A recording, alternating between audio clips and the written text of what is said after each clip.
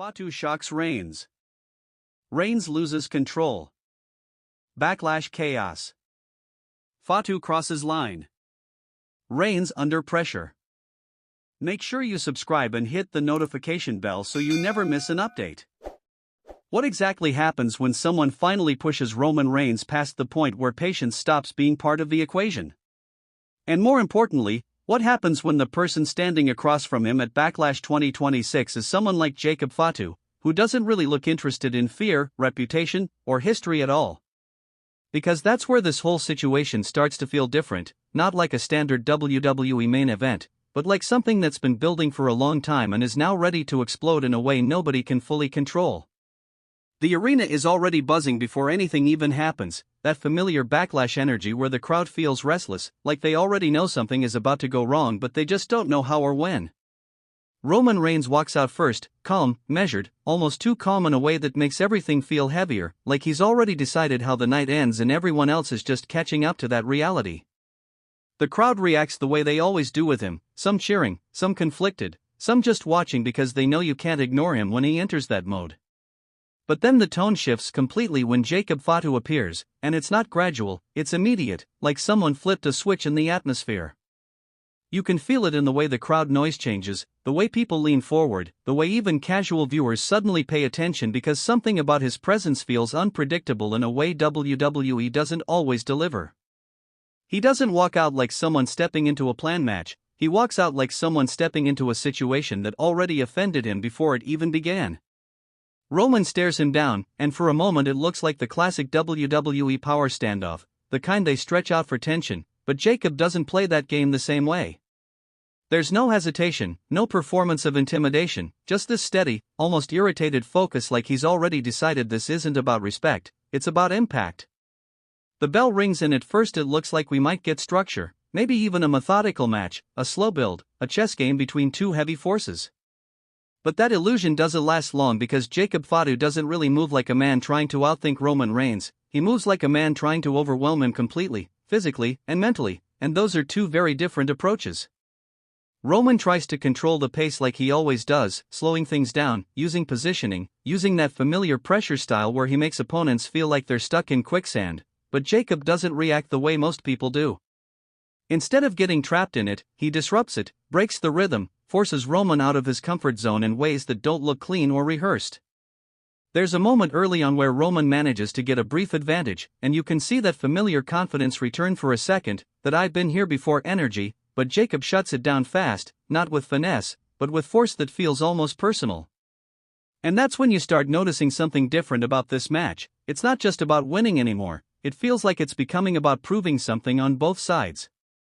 Roman is trying to maintain control, but Jacob is trying to remove control entirely, and those two goals don't coexist peacefully. The match escalates in a way that doesn't feel like a slow build anymore, it feels like momentum keeps snapping back and forth without settling. Roman lands something heavy, crowd reacts, Jacob absorbs it, keeps coming, and suddenly the reaction shifts from excitement to uncertainty. You can hear it in the arena, that moment where fans stop cheering predictably and start reacting instinctively, like they're not sure who is supposed to be in control anymore. Jacob starts stringing together offense that feels relentless, not flashy, not polished, just constant pressure that doesn't allow Roman space to reset. And Roman, for the first time in a while, starts looking like he's not fully dictating the flow, which is rare enough to change the entire emotional tone of the match. There's a key moment where Roman tries to slow it down again, tries to reset the narrative, but Jacob refuses to give him that breathing room, cutting off transitions, staying on him, not letting the usual Roman comeback structure take shape. That's when the crowd starts shifting into that uneasy zone where they're still invested, but now they're also slightly unsure of what they're watching unfold. At some point Roman manages a counter that looks like it might stabilize things, and for a second you feel that familiar WWE pattern kicking in, the idea that experience and control will eventually win out.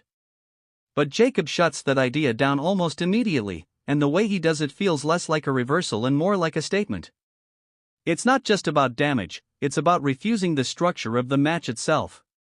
Roman starts showing frustration, not the loud kind, but that controlled irritation that usually stays buried until later in matches, and that's important because it signals that the usual Roman Reigns rhythm isn't working the way it normally does. The match starts feeling heavier, not just physically but emotionally, like every exchange is adding pressure that neither man is fully escaping. Jacob keeps pushing forward, and Roman keeps trying to pull things back into order, but order is exactly what's breaking down. There's a stretch where Jacob's offense becomes so overwhelming that the commentary struggles to keep up, not because it's random, but because it's relentless, like a storm that doesn't pause between waves. Roman finally gets a small opening and tries to capitalize, and for a moment it feels like the tide might turn again, because that's what Roman matches usually do, they bend but don't break. But Jacob Fatu doesn't really allow that kind of narrative comfort. He cuts it off again, sharply, decisively, and now the crowd starts reacting differently, not with disbelief exactly, but with recognition that something is unfolding outside the usual pattern. You can almost feel the shift from "this is a great match" to "this might actually be something else entirely." Roman starts digging deeper, trying to pull out that final level of control, but Jacob keeps meeting him with intensity that doesn't fade, doesn't slow down, doesn't respect pacing. And that's where things start feeling like Jacob Fatu has crossed a line, not necessarily in rules, but in intent, because it stops looking like he's trying to win and starts looking like he's trying to overwhelm the entire situation itself. Roman gets caught in sequences that don't give him space to breathe, and for a man like him, space is everything, control is everything, and when those disappear, the entire structure starts collapsing.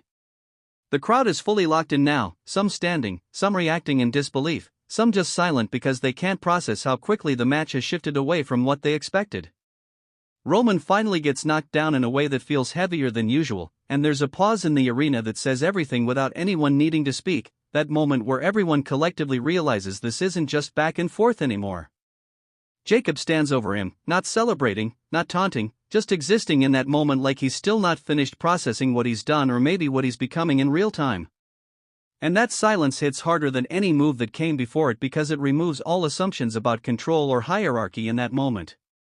Roman tries to recover, tries to pull himself back into the fight, because that's what he does, but now even that feels different, like he's fighting not just an opponent but the momentum of the entire match itself.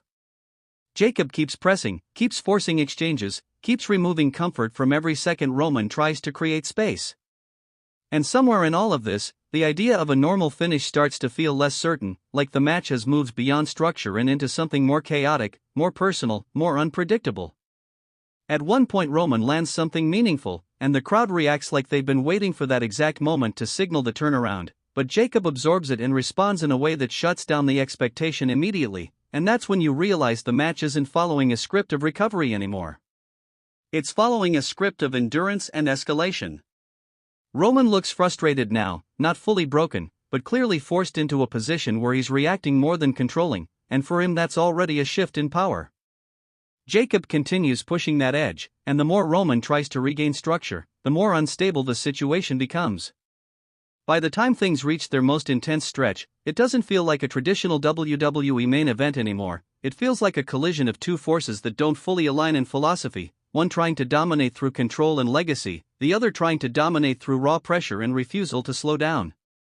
And when it finally reaches that breaking point, when Jacob fully unleashes everything without hesitation, it doesn't feel like just another highlight moment, it feels like the entire dynamic of the match has been rewritten in real time. Roman is left trying to recover not just physically but mentally from a pace that never allowed him to settle, and Jacob stands in the aftermath of that chaos without celebration, which somehow makes it even more unsettling. Because when there's no celebration, there's no closure, just continuation.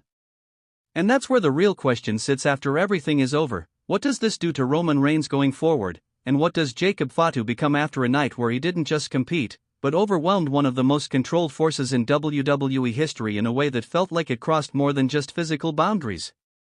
And maybe that's the part that sticks the most, not the finish, not the highlight, but the feeling that something shifted in a way that can't just be walked back next week. Anyway, I want to hear what you think about this because moments like this always split fans right down the middle, so drop your thoughts in the comments, and if you're still watching and following this breakdown with me, hit like, subscribe, and stay tuned because situations like this never really end cleanly in WWE, they just evolve. Thanks for sticking around and watching all of this unfold together.